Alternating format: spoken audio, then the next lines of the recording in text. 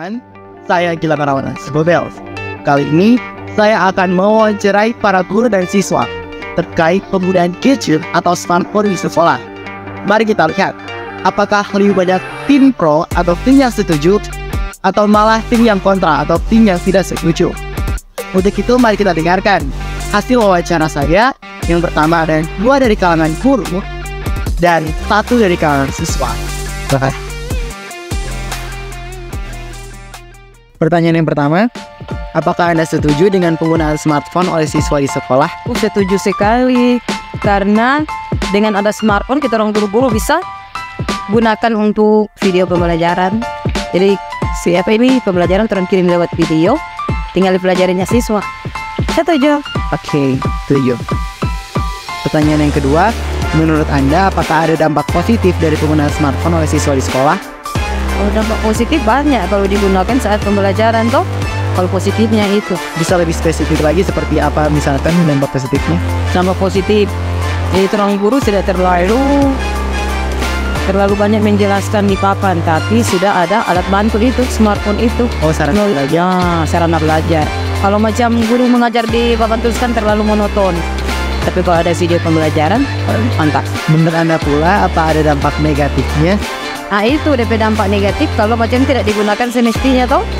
Nah biasanya karena banyak data, bukan lagi pembelajaran yang dibuka, video atau film-film lainnya, yang buka itu negatif. Yang di luar dari pembelajaran. Baru bisa juga digunakan untuk menggulai teman-teman.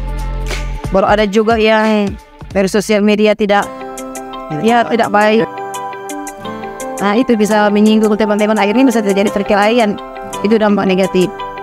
Oke, menurut Ibu pula, apakah di era seperti ini smartphone sangat dibutuhkan oleh siswa? Apa alasannya? Sangatlah, di dunia zaman sekarang teknologi apalagi smartphone sangat dibutuhkan. Sekarang kan materi-materi banyak cari di smartphone, tidak nanti lagi buku cetak toh. Dan lebih banyak sumber belajar yang belajarnya lagi banyak di smartphone. Baru bukan cuma satu tempat toh, kalau smartphone kan banyak sumbernya. Apakah Bapak memiliki batasan tertentu kepada siswa Anda dalam menggunakan smartphone di sekolah? Bagaimana cara Bapak dalam membatasinya? Saya menggunakan batasan pada proses kegiatan belajar dan mengajar, yaitu di awal pembelajaran saya selalu mengarahkan siswa untuk kemudian menyimpan smartphone-nya di dalam tas mereka masing-masing. Selanjutnya, bagaimana respon Bapak ketika melihat siswa Bapak menggunakan smartphone sesukanya pada proses KBM? Respon saya langsung memberikan teguran dan memberikan hukuman. Oke, bisa lebih spesifik hukumannya seperti apa? Hukuman seperti apa? Dalam mata pelajaran PPKN, saya sering memberikan hukuman kepada siswa yang melanggar aturan, yaitu dengan menghafal Pancasila dan Undang-Undang Dasar. Oke, pertanyaan selanjutnya, bagaimana umpan balik atau feedback perilaku siswa Bapak ketika dicegah menggunakan smartphone ketika proses KBM?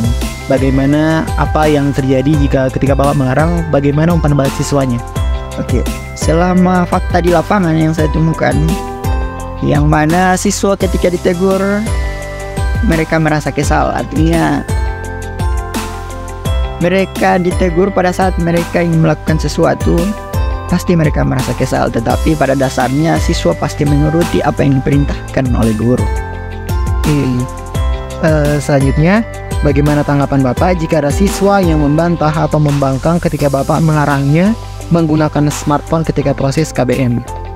Ya, tentu saja saya merasa kesal, tetapi lagi dan lagi siswa pasti menuruti apa yang kemudian diperintahkan oleh guru, walaupun mereka merespon awal dengan yang hal-hal tidak baik. Pertanyaan terakhir, menurut Bapak, apakah smartphone adalah sarana atau sumber belajar yang tepat saat ini? Sumber belajar yang tepat, tapi ada tapinya. Tapinya, ketika saat dibutuhkan baru bisa digunakan. Berapa sering Anda menggunakan handphone di sekolah? Saya sering menggunakan handphone di saat pembelajaran sedang berlangsung, karena jika ada istilah-istilah yang diberikan guru tetapi saya tidak tahu, saya bisa men-search-nya di Google atau platform yang terbuka di handphone. Selain itu, handphone itu Anda gunakan untuk apa?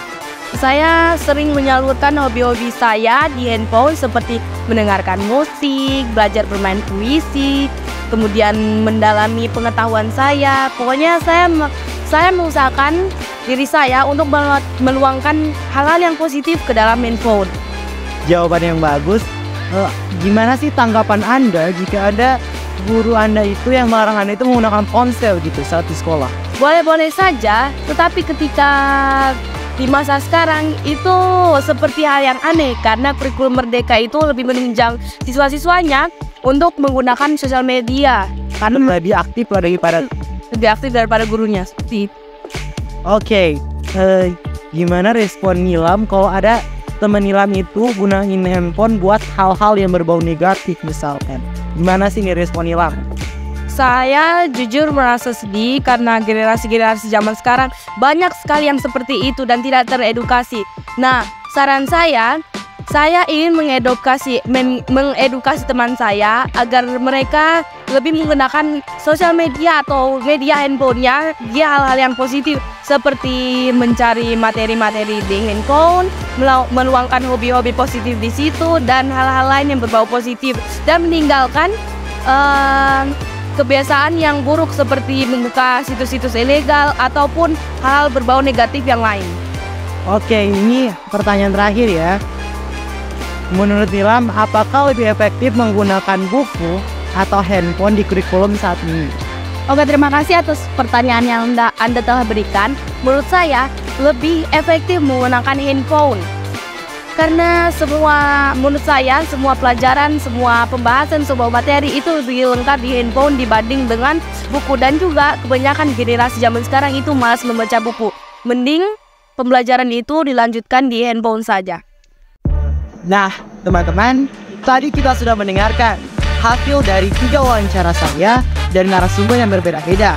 Yang dimana di sini kita dapat mengambil kesimpulan bahwa penggunaan gadget atau smartphone di sekolah itu tergantung pelajaran yang kita pelajari saat itu. Misalkan pelajaran matematika itu memang sangat memerlukan smartphone karena siswa akan lebih asik ketika menonton pelajaran tersebut dalam bentuk animasi. Nah, di sini saya harap video saya ini dapat menjadi bahan edukasi untuk teman-teman sekalian.